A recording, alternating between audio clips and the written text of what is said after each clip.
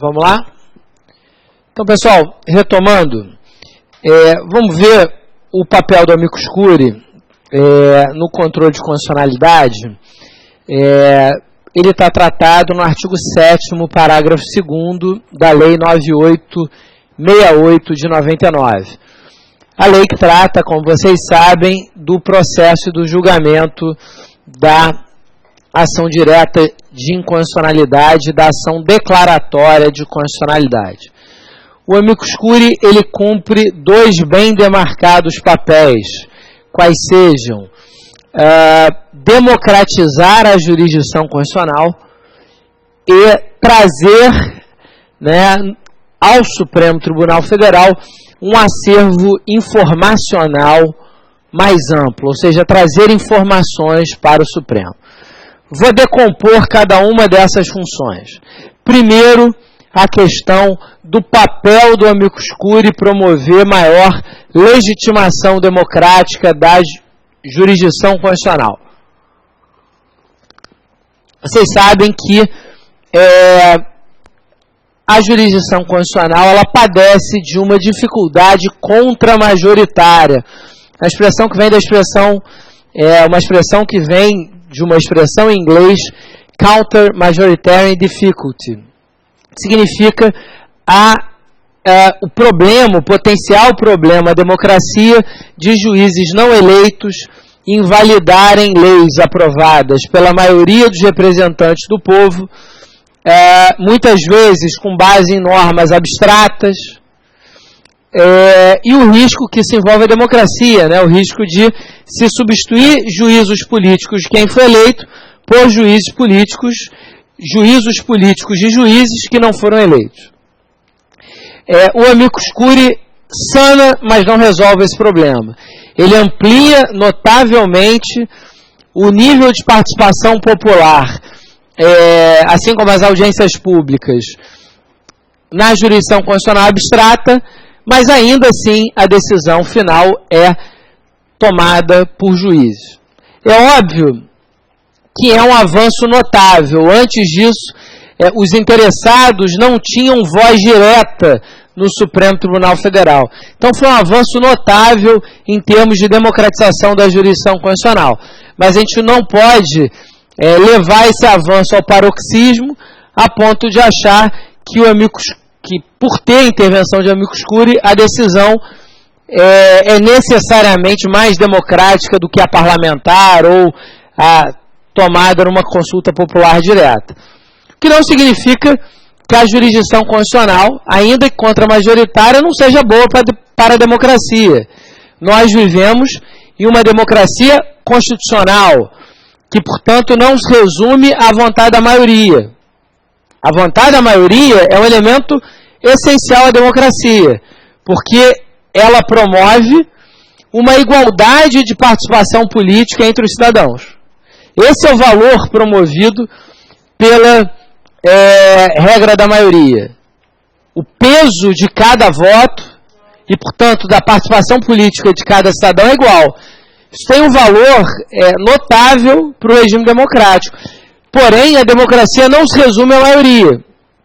Hoje se fala em uma democracia constitucional, o que pressupõe equilibrar-se a vontade da maioria com a tutela de direitos da minoria e com a tutela da lógica de funcionamento do processo democrático. E hoje é uma tendência a expansão das Supremas Cortes e Cortes Constitucionais com competência para efetuar o controle de constitucionalidade. Então, como fechar essa história? Em uma democracia constitucional, é preciso equilibrar vontade da maioria, tirada nas eleições, e, consequentemente, na vontade dos representantes eleitos do povo, Presidente da República e Congresso Nacional, com uma atuação contra-majoritária, sobretudo da Suprema Corte, através da jurisdição constitucional, para a proteção de direitos de minorias e para a proteção da essência da democracia. Para isso é fundamental duas coisas.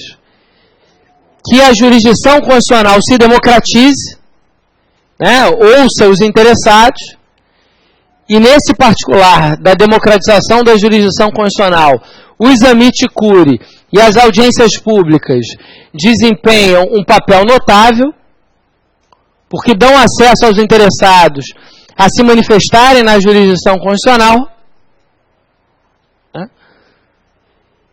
E, por outro lado, a jurisdição constitucional deve ser exercida com comedimento, com uma certa dose de autorrestrição, para não confundir juízos técnicos de constitucionalidade com uma revalorização da decisão política, né? Então, esse equilíbrio é muito importante. Democratização da jurisdição constitucional, que tem como instrumentos principais os amici curiae e as audiências públicas, e um certo nível de autorrestrição para que o judiciário não se miscua na competência dos outros poderes. Ok? Uma outra função dos amici curiae que é fundamental é a função informacional. Ou seja, é trazer ao Supremo mais informações. O que é decisivo em casos de maior complexidade, né? Hoje são submetidos à jurisdição do Supremo os mais diversos casos, sobre as mais diversas matérias, do direito e fora do direito, que envolvem conhecimentos interdisciplinares. E é preciso que todas as instituições, e o Supremo não é diferente, reconheçam as suas limitações institucionais, né? É o tema, sempre recorrente, das capacidades institucionais, né? Há um artigo clássico sobre o tema, que é o do Cass Sunstein e do Adrian Vermeulen,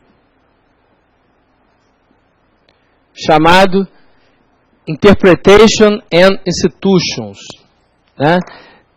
Em que eles sustentam que as teorias de interpretação constitucional devem se ater a quem efetivamente interpreta a Constituição, as pessoas de carne e osso. E todas as instituições têm vantagens e desvantagens. O judiciário, em particular, tem como vantagem o seu insulamento político. As garantias da magistratura e do Poder Judiciário em geral dão a ele imparcialidade, dão a ele liberdade para decidir contra os poderosos, política e economicamente. Decidir de maneira livre de vínculos partidários. Isso é fundamental, né? Mas, por outro lado, né, a gente não pode achar que os juízes são deuses, sabem de tudo, né? São especialistas em tudo. É evidente que não.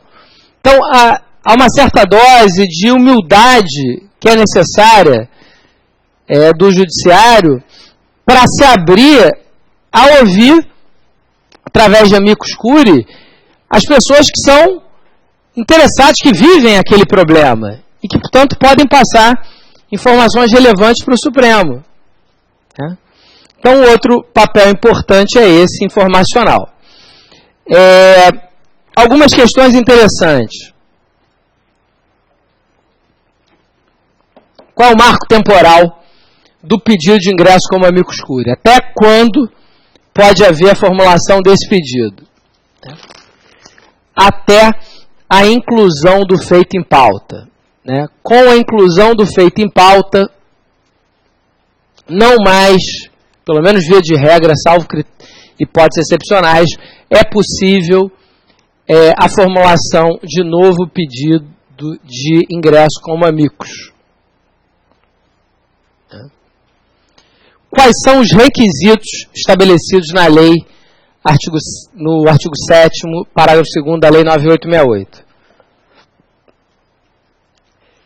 Relevância da matéria e representatividade do postulante. relevância da matéria e representatividade do postulante.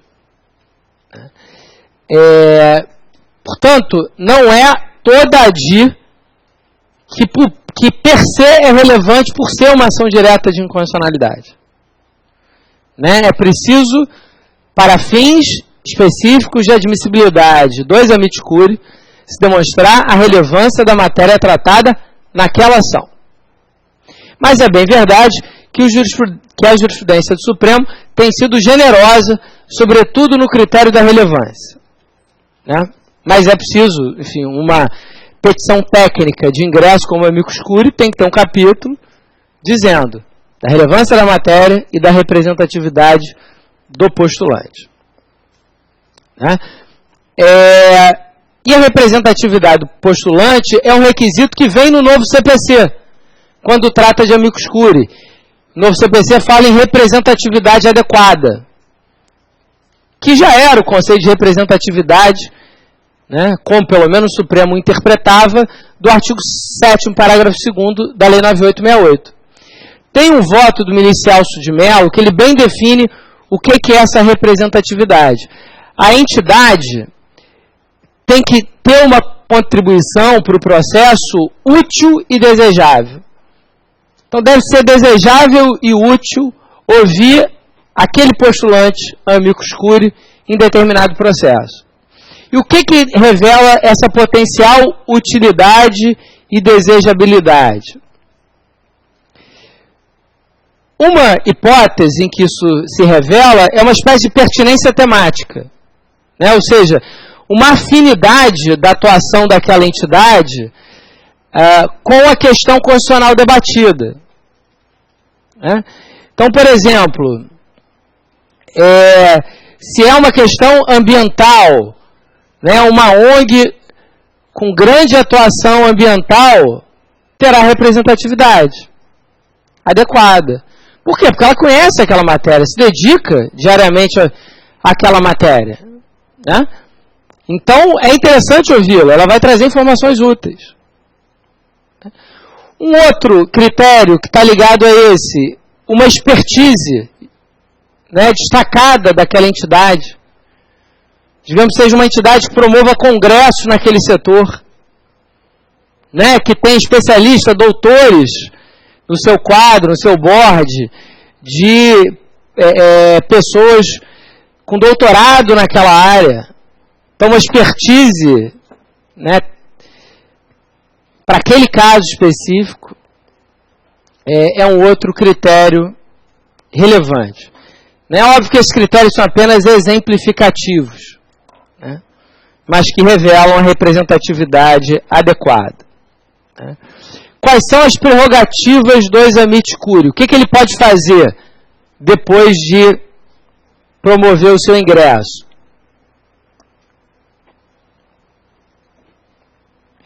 Ele pode apresentar memorial, né, que é uma peça escrita, com a síntese das suas razões, e realizar a sustentação oral. Né. A possibilidade de sustentação oral, muitas vezes, ela é um pouco reduzida quando há muitos amici curiae, porque aí o tempo é dividido. Mas ainda assim, é relevante, você se faz representar na sessão de julgamento, né, do Supremo Tribunal Federal. Uma boa dica para quem atua na prática é, na petição de ingresso como amicus, já apresentar as razões de mérito. Não se limitar à presença dos requisitos. Às vezes, por razões estratégicas, convém não adiantar.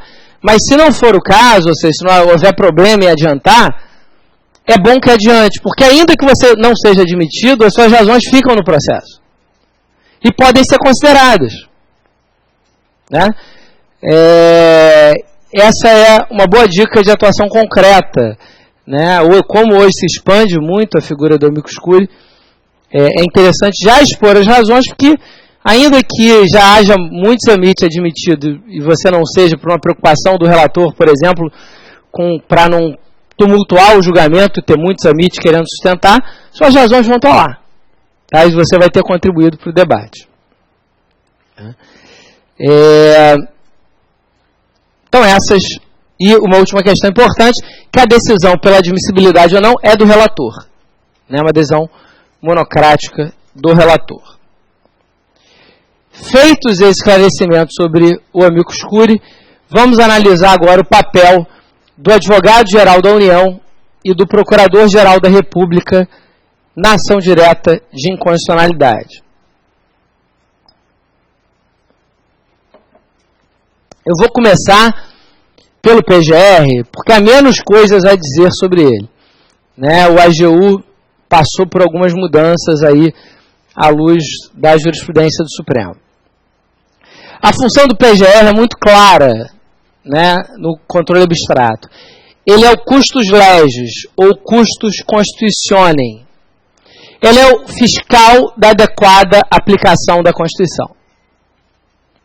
Se ele é o fiscal da adequada aplicação da Constituição, isso quer dizer que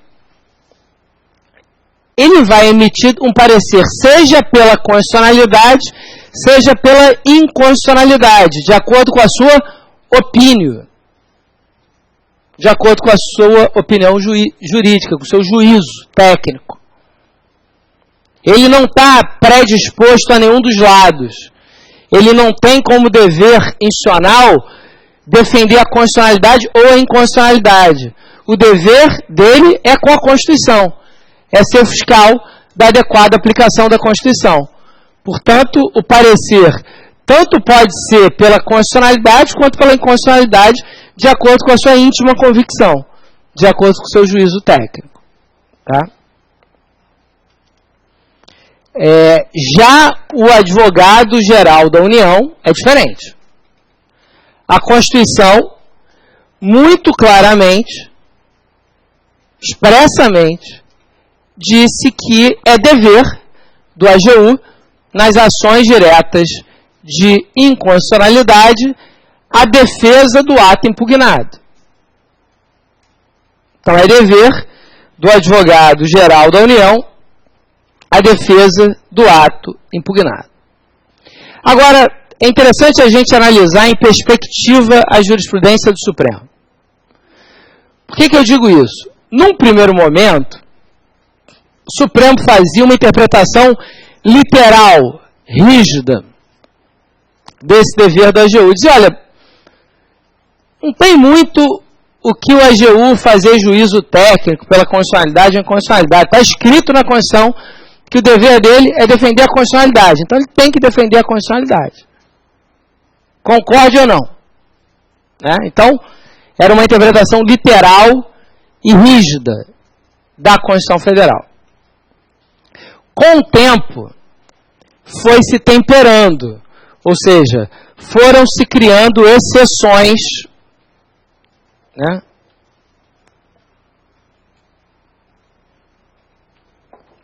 Relevantes, né?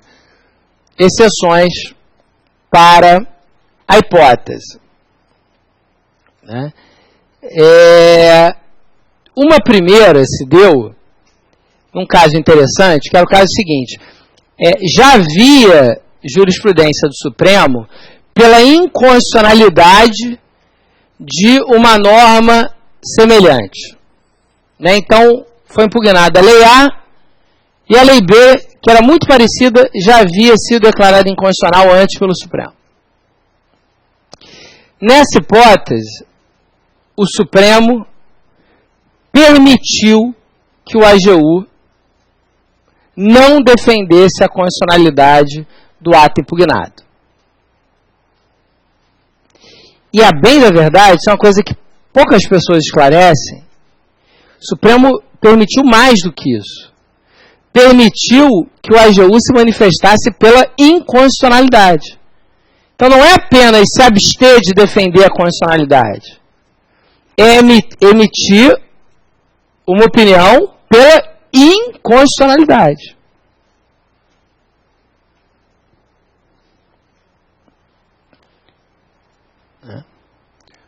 O que eu acho, no mínimo, problemático à luz do que está escrito na Constituição. que diz que é dever do AGU defender a constitucionalidade do ato impugnado. Eu acho que uma saída intermediária mais adequada, eu acho que é certo relativizar. E a gente vai ver outras hipóteses em que isso fica mais claro ainda. Nessa hipótese, por que se relativizou? Só para abrir um parênteses que é importante para vocês entenderem. E a gente tem que voltar um pouco. Qual é a razão de ser dessa atuação do AGU? Por que a Constituição disse que é dever do AGU defender a constitucionalidade do ato impugnado? O que quis o Constituinte? Ter um instrumento de reforço da presunção de constitucionalidade das leis. Ou seja, o AGU, a pessoa de notável saber jurídico, vai defender que aquela lei é constitucional, isso vai dificultar a declaração de inconstitucionalidade. Ok? Então, é um instrumento de proteção da presunção de constitucionalidade das leis. Agora, se o próprio Supremo já afastou essa presunção de constitucionalidade, declarando uma lei similar inconstitucional, qual é a razão de ser, de se prestigiar a presunção de constitucionalidade, se, repito, o próprio Supremo já afastou? Então, acho que o Supremo acertou em relativizar o rigor da norma constitucional na hipótese. Faria sentido, né, o AGU defender a constitucionalidade de uma norma cuja presunção de constitucionalidade já foi afastada pelo Supremo. Porém, daí a permitir que o AGU se manifeste pela inconstitucionalidade, quando a Constituição diz que é seu dever defender a constitucionalidade, eu tenho uma certa dificuldade de extrair isso de uma interpretação razoável da Constituição. Né? Mas o Supremo admite, né, é importante vocês saberem que, nessa hipótese, o Supremo tolera que o AGU se manifeste pela inconstitucionalidade, quando já houver precedente do Supremo pela inconstitucionalidade de uma norma, né, equivalente. Um outro caso, que eu acho um caso até mais rico,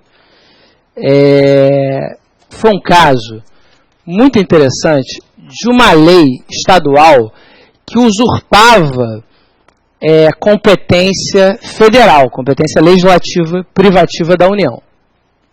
Então, era uma lei estadual que usurpava competência legislativa privativa da União.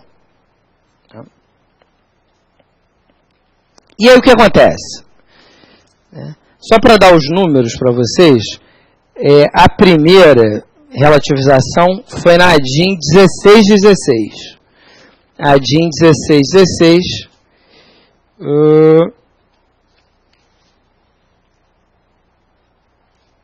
e a segunda foi na ADIM 3916, que é essa que eu vou falar agora, ADIM 3916.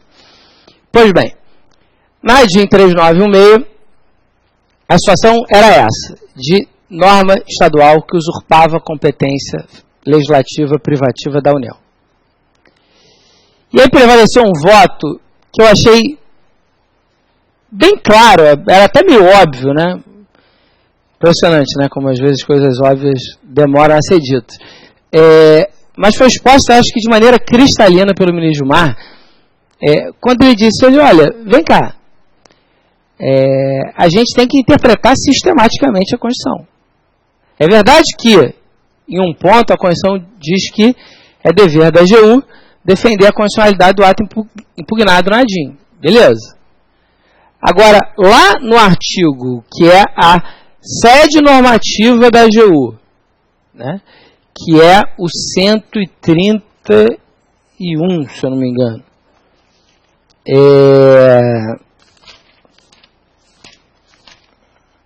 Deixa eu achar aqui.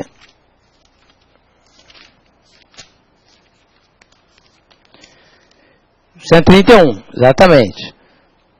Está dito, vou ler o caput, a Advocacia Geral da União é a instituição que, diretamente ou através de órgão vinculado, representa a União, judicial ou extrajudicialmente, cabendo nos termos da lei complementar que dispuser sobre a sua organização e funcionamento, as atividades de consultoria e assessoramento jurídico do Poder Executivo. Trocando em miúdos, qual é a função básica da AGU? representar a União. Ou seja, representa a União em juízo ou fora dele e é assistente, melhor dizendo, prover assistência e consultoria jurídica do Poder Executivo. Vejam que paradoxo seria se obrigasse a AGU a defender a constitucionalidade de uma lei estadual que usurpa a competência legislativa da União. Ela atuaria contra a sua finalidade institucional básica, que é representar os interesses da União. Ela defenderia uma lei que usurpa a competência da União. Faria nenhum sentido. Ou seja, basta interpretar sistematicamente a Constituição. Basta ler essa competência específica da AGU de defender a constitucionalidade do ato impugnado na ADI com a sua função básica, que é a representação da União. Uma interpretação sistemática simples resolve esse problema.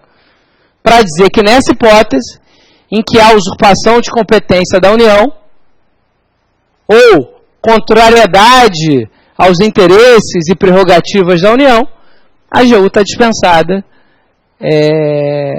da defesa. E aqui também o Supremo admitiu que fosse além e emitisse um pronunciamento pela inconstitucionalidade da lei. Ok? Então, como a gente conclui, como diria Luiz Roberto Barroso, num bom parágrafo, o papel da AGU no controle de constitucionalidade através da ADI. A regra geral ainda é aquela, obviamente, que decorre da literalidade da Constituição Federal. É dever do AGU, Advogado-Geral da União, defender a constitucionalidade do ato impugnado. Essa é a regra geral. Que comporta, à luz da jurisprudência do Supremo, duas exceções. A primeira ocorre quando o ato normativo impugnado já tiver sido declarado inconstitucional pelo Supremo, não necessariamente o mesmo, mas um similar, ou seja, o ato normativo ou similar tenha sido declarado inconstitucional pelo Supremo. E dois, quando o ato normativo impugnado usurpar a competência da União. Nessas hipóteses, o Supremo admite, inclusive, que a Advocacia Geral da União emita um parecer pela inconstitucionalidade do ato normativo impugnado. Ok?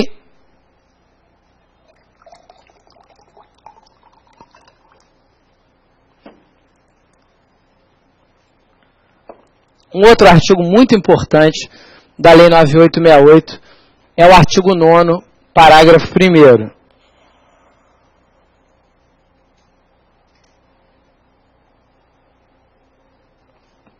Artigo 9º, parágrafo 1º.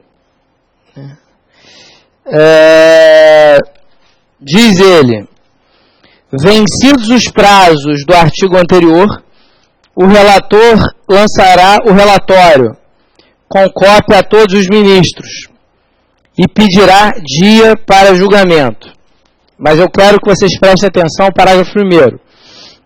Em caso de necessidade de esclarecimento de matéria ou circunstância de fato, sublinhe. Em caso de necessidade de esclarecimento de matéria ou circunstância de fato, ou de notória insuficiência das informações existentes nos autos, poderá o relator requisitar informações adicionais, designar perito ou comissão de peritos para que emita parecer sobre a questão, ou fixar data para, em audiência pública, ouvir depoimentos de pessoas com experiência e autoridade na matéria. Esse dispositivo foi uma inovação central da Lei 9868.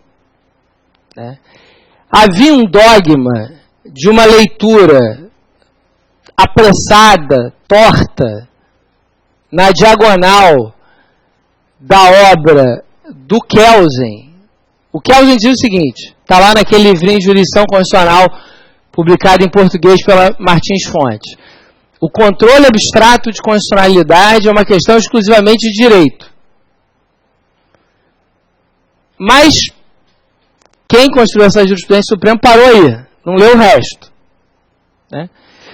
O Kelsen dizia isso por uma razão simples. Né? E aí, você lendo esses artigos, que são artigos seminais sobre a origem do controle de constitucionalidade na Europa, vocês vão ver que ele dizia que o controle abstrato era exclusivamente direito, não é porque questões fáticas eram irrelevantes para resolver questões constitucionais. Ele admitia, ele fala, tem questões constitucionais, só por uma discussão fática você resolve. Só que ele dizia, isso não é competência do Tribunal Constitucional. Isso tem que ser resolvido pelos órgãos políticos. Porque esses juízos fáticos são eminentemente políticos. Não são jurídicos. Então, tem a frase do Kelsen, que eu já citei mais de uma vez em epígrafe de artigo, que ele dizia o seguinte, olha, para aquelas pessoas que achem que princípios como equidade, moralidade, igualdade, podem ser parâmetros de controle de constitucionalidade, estão gravemente enganados. Porque se o Tribunal Constitucional usar essas normas abertas como parâmetros de controle de constitucionalidade, aí abre aspas, que é a expressão dele, haverá um grave deslocamento de poder do Legislativo para o Judiciário. Então, o Kelsen, em síntese, ele dizia, a questão fática é importante para resolver algumas questões constitucionais, só que isso não é tarefa do Judiciário, ou do Tribunal Constitucional.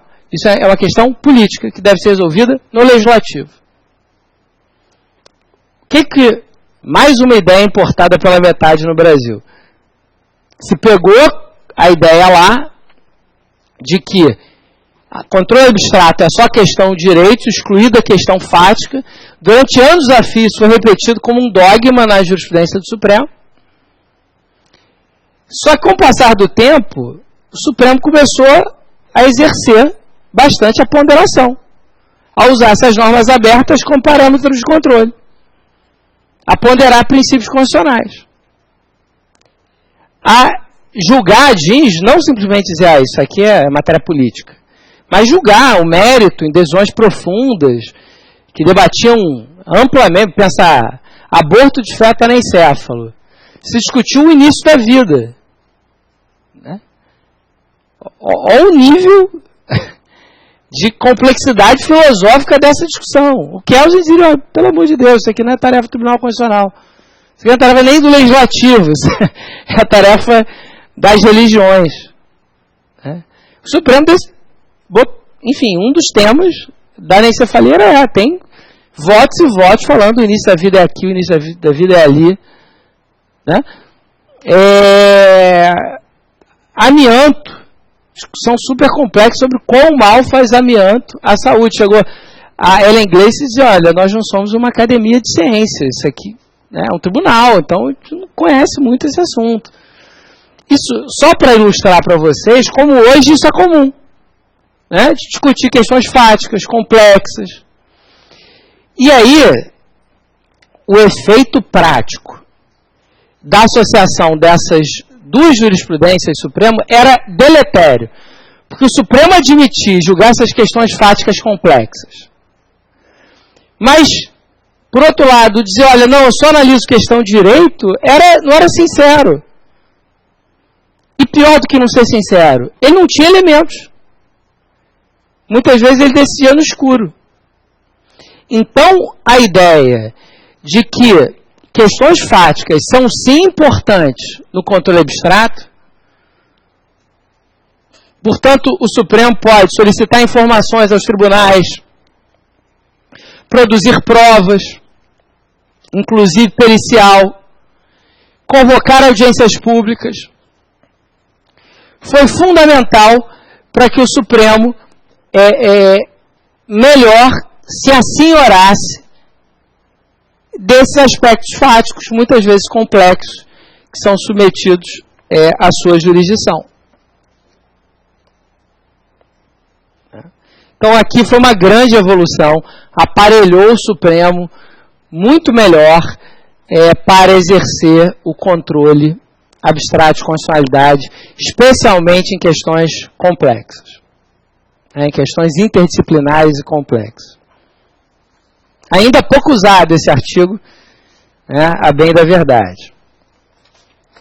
As audiências públicas são o ponto de destaque, é o instituto mais pop aqui do parágrafo 1º. Elas vêm sendo usadas com parcimônia, ainda há pouco, com alguns problemas que eu vou relatar adiante, mas elas têm sido bastante usadas, ou melhor, crescentemente usadas. As audiências públicas, elas têm finalidades comuns às do amicus curiae, quais sejam democratizar a jurisdição constitucional,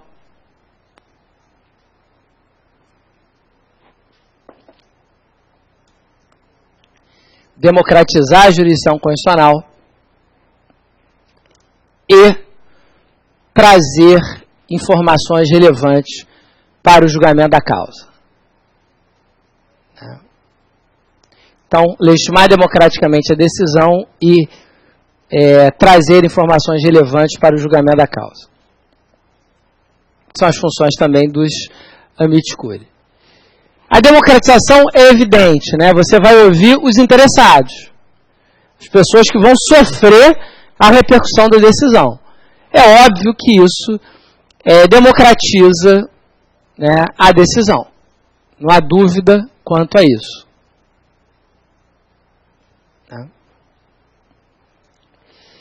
E também não há dúvida do potencial informacional das audiências públicas, porque você vai ouvir também os experts, as pessoas que têm um grande conhecimento sobre o assunto. E aí, essas funções, elas se combinam e muitas vezes elas se imbrincam. É muito interessante isso. Você vê a prática das audiências públicas. Recomendo, quando tiver uma audiência pública, ou mesmo o STF, não sei se vocês sabem, tem um canal no YouTube. E aí você digitando o tema, aparece lá as coisas que tem sobre ele. Então, audiência pública, vocês podem ver, julgamentos, etc. Então, vale a pena ver, é muito interessante assim, a jurisdição constitucional na prática sendo exercida. Por exemplo, a primeira audiência pública, que foi a da antecipação ou não dos fetos anencéfalos, que foi convocada pelo ministro Aires Brito, foi muito interessante porque, assim, a nata da comunidade científica estava presente. Então, foi uma discussão muito profícua. Uma que eu participei quando eu fui assessor do ministro Barroso, que foi a do ensino religioso em escolas públicas. Foi uma cena que, enfim, devia ter tirado foto, não tem essa mania de não tirar foto, mas foi algo muito emblemático, assim. Havia uma mesa comprida, na sala de sessão da primeira turma do Supremo, com os membros de todas as religiões. Assim, a sessão da manhã foi só sobre manifestações de membros das religiões. Então, tinham de tudo. Então, tinha membro da Igreja Católica, de diversas vertentes do protestantismo, de religiões africanas, do judaísmo, do hinduísmo, do budismo, dos ateus, todo mundo sentado na mesma mesa. Assim. E cada um expondo sua ideia. Então, isso enriquece muito a jurisdição constitucional. Isso traz vida, e tira um caráter que era muito característico do nosso controle abstrato. A gente não pode esquecer que o nosso controle abstrato, a representação de inconstitucionalidade, foi criada pela emenda 1665, 2 meses depois do AI-2, que foi o ato institucional que aposentou compulsoriamente o ministro Supremo. Então, a origem do nosso controle abstrato não é das mais democráticas. Então, isso é a mudança de rumo. Né? Essa aproximação da jurisdição constitucional do povo, né, dos grupos interessados, tanto pelos amicus curiae quanto pelas audiências públicas, é algo que tem potencial revolucionário, né, na nossa jurisdição constitucional. Vamos agora aos problemas, né, a um pouco da realidade. O Supremo hoje, ele precisa se repensar. O Supremo hoje, que é um problema antigo, aliás, não tem como julgar 100 mil processos por ano. Isso me lembra uma célebre frase de um ex-jogador do Flamengo, o Vampeta, que ele dizia: não, eu finjo que jogo, eles fingem que me pagam. Com todo respeito, não é possível julgar 100 mil processos. Né? O Luiz Roberto Barroso diz isso com toda razão. Assim, ele diz: em seminários internacionais eu não tenho orgulho de dizer que o Supremo julga 100 mil processos, eu tenho vergonha. E é de se ter vergonha, porque é impossível julgar 100 mil processos. Você vê os números das cortes constitucionais, é ridículo. Né? Assim, Suprema Corte Americana, 200 processos. Tribunal Constitucional Alemão, 700 processos. Supremo Tribunal Federal, 100 mil processos. Assim, quem está certo? Né? Então, isso impede, e é importante uma palavra em favor do Supremo, isso impede a presença dos ministros nas audiências públicas. Então não adianta você criticar, só estava o relator lá. Normalmente só vai o relator, o que é péssimo. Porque num ambiente assim, tão rico de discussão, numa causa tão relevante, deviam ir todos os ministros. Mas, enfim, como hoje funciona o Supremo, isso é impossível. Né? Então essa crítica perpassa por uma redução de competências do Supremo. Um outro problema que se verifica é que ainda há pouca repercussão do quanto discutido nas audiências públicas nas decisões.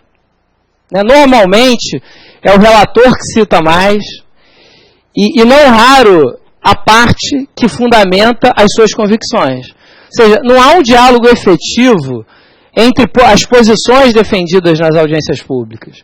Não, lá o líder da igreja tal defendeu isso, do outro é isso, não, mas eu concordo com fulano. Isso ainda é muito pouco debatido, o que limita bastante o potencial que esse instrumento poderosíssimo tem de legitimar democraticamente a decisão e de aumentar o acervo informacional do Supremo, sobretudo em causas complexas. Okay? O próximo tópico é medida cautelar na ação direta. Né? Primeira questão a se considerar é a seguinte: diante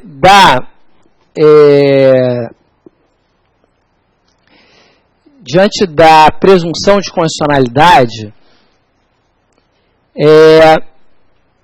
a medida cautelar é evidentemente excepcional. Porque qual é o efeito da medida cautelar na ação direta de inconstitucionalidade? Suspender a eficácia do ato impugnado na ADI. Não é ainda declarar a sua nulidade, o que só se terá com a decisão final de inconstitucionalidade. É a suspensão dos seus efeitos. Mas isso é drástico, porque a norma nasce com uma presunção de constitucionalidade. Né? Isso é algo que relativiza a presunção de constitucionalidade. Então é preciso, né, uma demonstração clara dos seus pressupostos.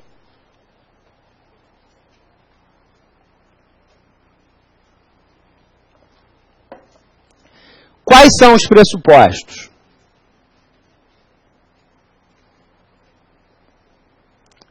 São eles. Né? Primeiro, são os pressupostos tradicionais das medidas cautelares, ou seja, fumus boni iuris, periculo in mora. Plausibilidade do direito, fumus boni iuris, e perigo de dano, periculo in mora. Tá? O Supremo vem admitindo um critério substitutivo do periculo in mora. Né? em hipóteses de flagrância de inconstitucionalidade, porém arguídas tardiamente. Acontece, pasmem vocês, mas acontece, situações em que a lei é flagrantemente inconstitucional, mas nenhum legitimado se dispôs a propor ação direta.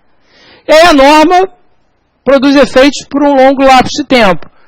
E aí não dá para falar em periculum in mora, porque se houvesse, já teria se implementado. Norma impugnada, 8 anos depois. E aí vem um parêntese importante. A ação direta de inconstitucionalidade, segundo a jurisprudência do Supremo, é imprescritível. Ela pode ser proposta a qualquer tempo. Então, a DIN pode ser proposta 20 anos depois.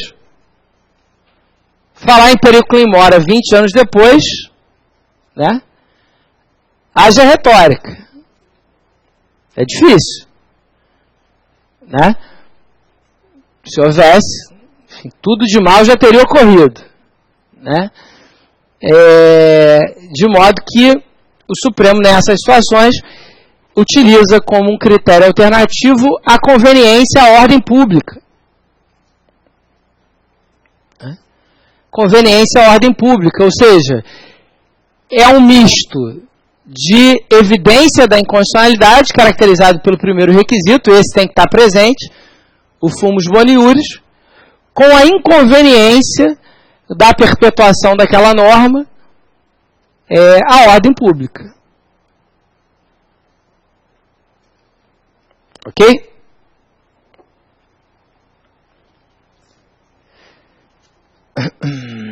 Algumas questões importantes sobre a medida cautelar. Ela está disciplinada nos artigos 10 e seguintes da Lei 9868. Eu vou ler o artigo 10. Salvo no período de recesso, a medida cautelar na ação direta será concedida por decisão da maioria absoluta dos membros do tribunal, observado o disposto no artigo 22, após a audiência dos órgãos ou autoridades das quais emanou o ato, a lei ou ato normativo impugnado, que deverão pronunciar-se em 5 dias. E o parágrafo 3º diz que, em caso de excepcional urgência, o tribunal poderá deferir a medida cautelar sem a audiência dos órgãos ou autoridades dos quais emanou a lei. Pois bem, então, em síntese, o que é importante destacar aqui? A regra geral é que o quórum para o deferimento da cautelar em ação direta é o mesmo quórum da decisão final. Maioria absoluta. Então, a regra geral é essa. O tribunal, por maioria absoluta, pleno por maioria absoluta, 6 votos, no mínimo, são necessários para o deferimento de cautelar em ação direta de inconstitucionalidade. Ok? Agora, e, via de regra, ouvindo antes as autoridades que produziram o ato. Esse é o cenário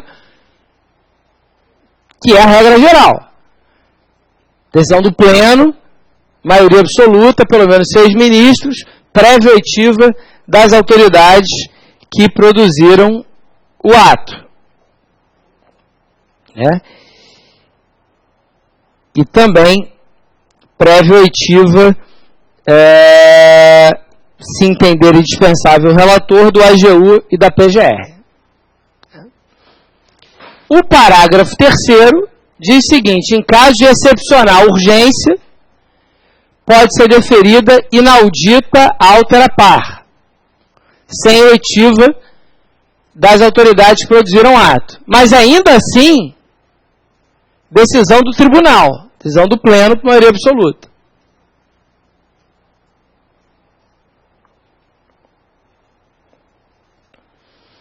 Mas há uma exceção no 10 caput, que diz o seguinte: salvo no período de recesso.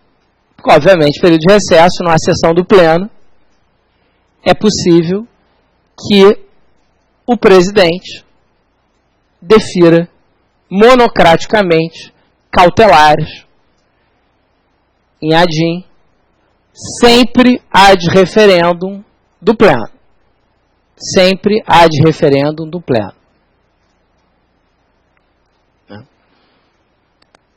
Pois bem, nós temos aqui algumas relativizações a isso, trazidas pela jurisprudência do Supremo, que estão, de certa forma, se expandindo. Em alguns casos, até se banalizando. Né? Por exemplo, né, um caso interessante, né, foi uma situação em que se dá a medida cautelar por urgência, mas durante o expediente normal, ou seja, não em recesso. Então, isso é algo que tem se tornado comum. Deferimento monocrático da cautelar pelo relator em ação direta de inconstitucionalidade ad referendum do plenário. Até aí tudo bem. Até aí tudo bem. Porque, em caso de excepcional urgência, pode ser que não se leve ao pleno. Né? Mas há situações em que há uma demora em levar essa questão, né, ao pleno. E isso é problemático, porque, né, a Constituição muito claramente diz que essa é uma competência do pleno, de maioria, a Constituição não, a lei, né, diz que a competência do pleno é maioria absoluta. Então, qual é o procedimento correto? Há extrema urgência? Defere monocraticamente a liminar, sessão seguinte, né, ou, enfim, a pauta do Supremo também não é simples, mas rapidamente coloca a confirmação da liminar no pleno. É verdade, tem muita gente que trata de lei estadual, questão já batida na jurisprudência. Então, há uma certa tendência em relativizar isso, mas a lei ainda diz que é esse o quórum. Ok? Algumas outras questões importantes. Efeitos que essa medida cautelar produz. Né? Ela também produz o efeito repristinatório que as decisões de mérito produzem. Né? Então, ela produz um efeito repristinatório que as decisões de mérito produzem.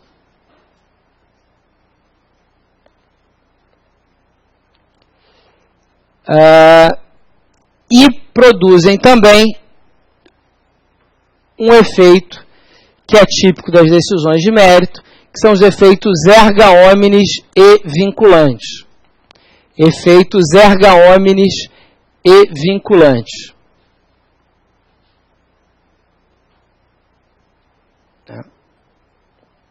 Até aí é igual a adesão de mérito.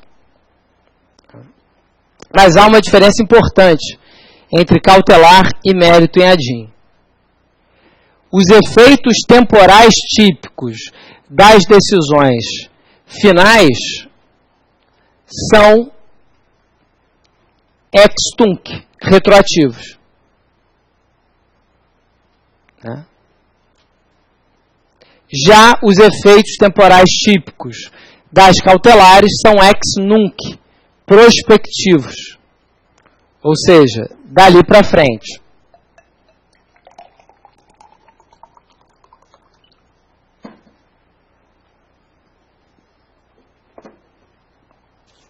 Prospectivos.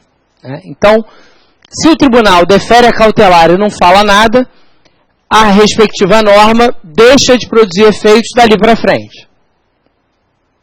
Qualquer outro efeito temporal que o tribunal queira dar a cautelar, ele precisa fazer de maneira expressa. Ex tunc, ou fixando um marco temporal no passado, ou pró futuro, fixando um marco temporal no futuro. A regra é efeito prospectivo ex nunc. Ou seja, a cautelar vale a partir do momento em que deferida. Ok? Vou fazer um intervalo, então.